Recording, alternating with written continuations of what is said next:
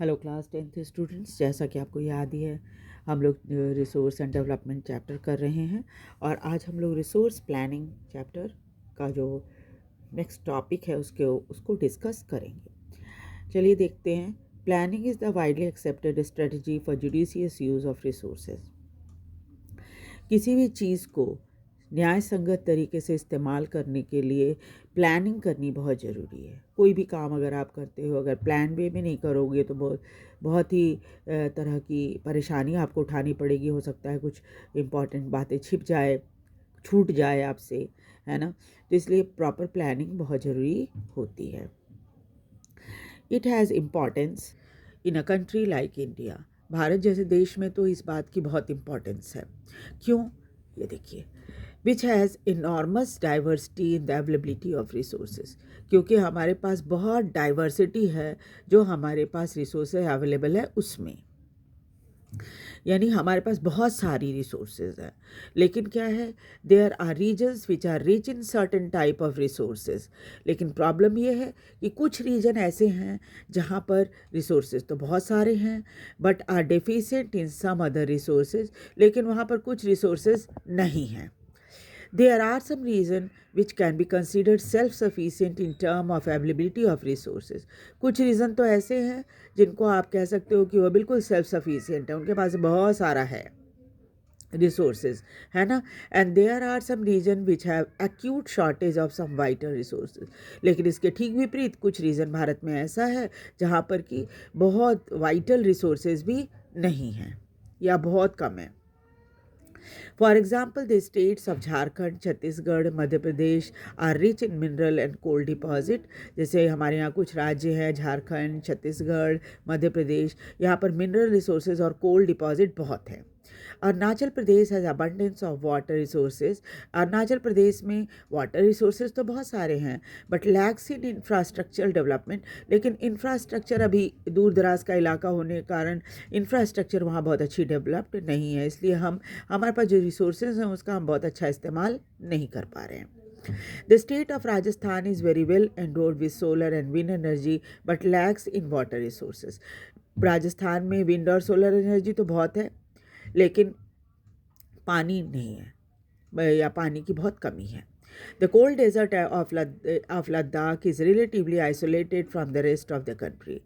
जो लद्दाख का cold desert है वो क्या है, बाकी देश के बाकी हिस्से से बिल्कुल अलग थलग है। It has very rich cultural heritage. यहाँ की कल्चरल हेरिटेज बहुत रिच है but in deficient in water. लेकिन यहाँ पानी की बहुत कमी है क्योंकि तो कोल्ड डेजर्ट है, पानी बर्फ़ में जमा हुआ है ना। इंफ्रास्ट्रक्चर भी बहुत ज़्यादा डेवलप नहीं हो पाया एंड सम वाइटल मिनरल और बहुत इंपॉर्टेंट मिनरल्स भी यहाँ पर नहीं मिलते। This calls for balance resource planning at the national, state, regional and local level. इसलिए बहुत ज़रूरी है कि एक बैलेंस्ड रिसोर्स प्लानिंग की जाए, नेशनल लेवल पे भी, स्टेट लेवल पे भी, रीजनल लेवल पे भी और लोकल लेवल पे भी। चलिए अब हम देखते हैं रिसोर्स प्लानिंग कैसे होती है। Resource planning is a complex process which involve identification and inventory of resources across the region of the country. This involve surveying, mapping, qualitative and quantitative estimation and measurement of the resources। देखिए अब क्या है कि resource planning जब करते हैं तो सबसे पहले देखा आइडेंटिफाई किया जाता है भाई कहाँ पर क्या रिसोर्स है। फिर उसके बाद उसके रिसोर्सेज देखते हैं भारत के या देश के कौन से हिस्से में है। फिर क्या है, फिर उसकी सर्वे की जाती है, फिर मैपिंग की जाती है कहाँ कहाँ कौन कौन सा एरिया ऐसा है जहाँ पर मिलेगा। एंड क्वालिटेटिव, फिर उसकी क्वालिटी देखी जाती है। क्वांटिटी एस्टिमेशन की जाती है, कितना हम यहाँ पर अगर माइनिंग करेंगे तो कितना मिलेगा हमें, है ना। And measurement of the resource, फिर इस तरह से उसको नापा जाता है। फिर क्या होता है, evolving a planning structure endowed with appropriate technology. फिर क्या कहते हैं, हम प्लानिंग स्ट्रक्चर बनाते हैं जिसमें अप्रोप्रिएट टेक्नोलॉजी, स्किल और इंस्टीट्यूशनल सेटअप, ये सब चीज़ें तैयार करते हैं वहाँ से निकालने के लिए चीज़ों। इम्प्लीमेंटिंग रिसोर्स डेवलपमेंट प्लान, और उसके बाद उसको इम्प्लीमेंट किया जाता है। पहले तो हम टेक्नोलॉजी, स्किल और इंस्टीट्यूशनल सेटअप तैयार कर लेते हैं और उसके बाद उसको इम्प्लीमेंट किया जाता है। Matching the resource development plan with overall national development plan. उसके बाद उसकी क्या करते हैं, रिसोर्स डेवलपमेंट को को नेशनल डेवलपमेंट के साथ जोड़ा जाता है, जोड़ कर देखा जाता है भाई कितना हमें यहाँ पर अगर हम ये करते हैं कोई माइनिंग वगैरह करते तो हमें कितना फ़ायदा होने वाला है, कि हमारे नेशनल डेवलपमेंट में कितना कंट्रीब्यूशन इसका होगा. India has made concerted effort for achieving the goal of resource planning right from the first 5-year plan launched after independence. Bharat ने ये कोशिश जो है वो अपने गोल को, रिसोर्स प्लानिंग की गोल को उस समय स्टार्ट कर लिया था जब पहला 5-year प्लान बना था स्वतंत्रता के तुरंत बाद. The availability of resources is a necessary condition for the development of any region. Resource की ज़रूरत जो है ज़रूरी कंडीशन है किसी भी हिस्से को डेवलप होने के लिए. Mere availability of resources in the absence of corresponding changes in technology and institution may hinder development. और अगर आपके पास रिसोर्सेज तो है लेकिन साथ ही साथ टेक्नोलॉजी नहीं है तो डेवलपमेंट में थोड़ी सी अड़चन आएगी. हिंडर मतलब अड़चन आना, तो अड़चन आएगी. There are many regions in our country that are rich in resources, but these are included in the economically backward region. बहुत सारे रीजन हमारे देश में ऐसे हैं जहाँ बहुत ज़्यादा रिसोर्सेज हैं लेकिन फिर भी इकोनॉमिकली ये राज्य बड़े पिछड़े हुए हैं. On the contrary, there are some regions which have a poor resources but they are economically developed. लेकिन इसके ठीक विपरीत कुछ राज्य ऐसे हैं जहाँ पर रिसोर्सेज ज़्यादा तो नहीं हैं लेकिन इकोनॉमिकली वो बहुत ज़्यादा डेवलप्ड हैं. जैसे आप देखो गुजरात है, बहुत ज़्यादा नहीं है उनके पास रिसोर्स लेकिन इसके बावजूद भी वो बहुत डेवलप्ड राज्य है. पंजाब बहुत ज़्यादा रिसोर्सेज नहीं है लेकिन डेवलप है. उसके ठीक विपरीत आप देखिए बिहार, झारखंड, ये सब क्या है इतना ज़्यादा मिनरल रिसोर्सेज में रिच है कि आप भारत के सारे भारत की ज़रूरत को पूरा करता है. लेकिन आप इकोनॉमिकली अगर इन राज्यों को देखिए तो सबसे गरीब राज्यों में इनकी गिनती होती है. उड़ीसा, ये सब के सब ऐसे राज्य हैं जहाँ पर रिसोर्सेज की कोई कमी नहीं है लेकिन इसके बावजूद भी भारत के सबसे पिछड़े हुए राज्यों में इनकी गिनती होती है. The history of colonization revealed that rich resources in colonies were main attraction for the foreign invaders. और ये इतिहास तो हम बार बार पढ़ते ही आ रहे हैं कि जब कॉलोनाइजेशन हो रहा था दुनिया के सभी देशों का, भारत में भी उसमें हुआ था, तो ज़्यादातर इसलिए भारत पर में लोग आए थे ताकि यहाँ के रिसोर्सेज को एक्सप्लॉइट कर सकें. It was primarily the higher level of technological development of the colonizing country that helped them to exploit resources of the region and establish their supremacy over colonies. और चूँकि उस समय ये जो कॉलोनाइजिंग कंट्रीज़ थे जैसे भारत को ब्रिटिश लोगों ने कॉलोनाइज़ किया था तो ब्रिटिश लोगों के पास हमारे कंपैरिजन में ज़्यादा टेक्निकल डेवलपमेंट हो चुकी थी वहाँ. इस वजह से उनको हमारे देश पर या दूसरे देश जो गुलाम हुए उन सब के ऊपर कब्ज़ा जमाने और अपनी सुप्रीमेसी दिखाने का उनको मौका मिल गया था. Therefore, resources can contribute to the development only when they are accompanied by appropriate technological development and institutional changes. लेकिन क्या है, रिसोर्स आपके पास है लेकिन तब तक वो काफ़ी फ़ायदेमंद नहीं होगा जब तक आपके पास टेक्नोलॉजी नहीं होगी और इंस्टीट्यूशन नहीं होगा.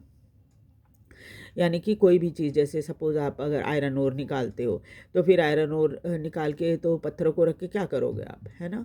सबसे पहले तो आपके पास स्टील प्लांट होना चाहिए जहाँ पर आप इन सबको मेल्ट करो, उसकी प्योरिटी अलग करो, फिर उसके बाद इम्प्योरिटी अलग करने के बाद उसको चादर में या शीट जैसे भी हो उसको रेडी करो, फिर उसके बाद स्टील बनाओ, उससे मशीनें बनाओ, जितनी चीज़ें बना सकते हो बनाओ. तो आपके पास ये टेक्नोलॉजी तो होनी चाहिए ना कि आप कैसे आयरन ओर को इसमें आयरन में कन्वर्ट करोगे और उसके बाद फिर उसका इस्तेमाल करोगे. तो ये सब टेक्नोलॉजी साथ के साथ होनी चाहिए, है ना. India has experience all this in the different phases of colonisation. और कॉलोनाइजेशन के समय जब भारत से बहुत सारी चीज़ें यहाँ से रॉ मटेरियल जा रहा था विदेश, तो उस टाइम ये फील हो रहा था कि हमारे पास टेक्नोलॉजी नहीं है. Therefore, the India development in general and resource development in particular does not only involve the availability of resources but also the technology, quality of human resource and the historical experience of the people. और इसलिए सिर्फ resource होना ही काफ़ी नहीं होता है, आपके पास जो है टेक्नोलॉजी होनी चाहिए, फिर इंसान इतने स्किलफुल होने चाहिए, इंजीनियर्स होने चाहिए आपके पास ऐसे जो कि आपको मदद करें इस काम को करने में, है ना, इंस्टीट्यूशन वगैरह डेवलप करने में। हमारा जो हिस्टोरिकल एक्सपीरियंस है तो हमें यही सिखाता है कि हमारे पास इन चीज़ों की कमी थी, इसलिए कॉलोनाइज़र लोगों ने हमसे बहुत फ़ायदा उठाया। कंजर्वेशन ऑफ रिसोर्स, अब है कि रिसोर्स तो है लेकिन उसका कैसे यूज़ करेंगे हम। Resource and are vital for the developmental activity, resource तो बहुत ज़रूरी है डेवलपमेंट के लिए, but irrational consumption and overutilization of resources may lead to socio-economic and environmental problem। लेकिन अगर आप अपनी रिसोर्सेज को बहुत irrational तरीके से बिना सोचे समझे और ओवर यूटिलाइजेशन करोगे इन रिसोर्सेज का, तो क्या हो सकता है सोशियो इकोनॉमिक और एनवायरमेंटल प्रॉब्लम आपको फेस करनी पड़े और करनी पड़ रही है ना। आज दुनिया की हालत आप देख ही रहे हो कैसी है। To overcome the problem resource conservation at the various level is important. इसलिए इस प्रॉब्लम को दूर करने के लिए बहुत ज़रूरी है कि हम रिसोर्स कंजर्व करें, बचा के रखें उसको। This has been the main concern for the leaders and thinkers in the past. और पहले भी जो हमारे नेता रहे हैं उन लोगों ने इस तरह के विचार व्यक्त किया है, जिसमें महात्मा गांधी का एक बहुत ही इम्पॉर्टेंट जो है ये है शब्द हैं जो कि बहुत इंपॉर्टेंट है, अक्सर एग्ज़ाम में आते हैं। There is enough for everybody's need but not for anybody's greed. ज़रूरत के लिए काफ़ी है हमारे पास, लेकिन लालची लोगों की इच्छा की पूर्ति के लिए नहीं है, वो हमेशा कम ही रहेगा, है ना। He place the greedy and selfish individual and exploitative nature of modern technology as a root cause of resource depletion at the global level. और उनका ये मानना था कि जो लालची लोग हैं, स्वार्थी हैं और जो नेचर को बहुत एक्सप्लॉयट करते हैं, क्योंकि मॉडर्न टेक्नोलॉजी का इस्तेमाल करके यही कारण है कि हमारे यहाँ जो रिसोर्स है वो बहुत तेज़ी से ख़त्म हो रहा है।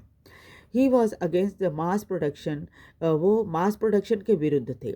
wanted to replace it with the production by the masses, और वो चाहते थे कि लोग रिप्रोड्यूस करें। जो मास प्रोडक्शन हो रहा है उसको आप ज़्यादा नहीं इस्तेमाल करो, लोग जो बनाते हैं उसको आप इस्तेमाल करो, ये उनका कहना था। तो अब नेक्स्ट क्लास में हम लोग लैंड रिसोर्सेज जो है उसके बारे में थोड़ा जानेंगे। और चलिए आप लोग इस वीडियो को लाइक और सब्सक्राइब कर दीजिए, साथ ही साथ शेयर भी कीजिए और अपने कमेंट्स करके हमें बताइए कि आपको वीडियो कैसा लग रहा है। Thank you very much.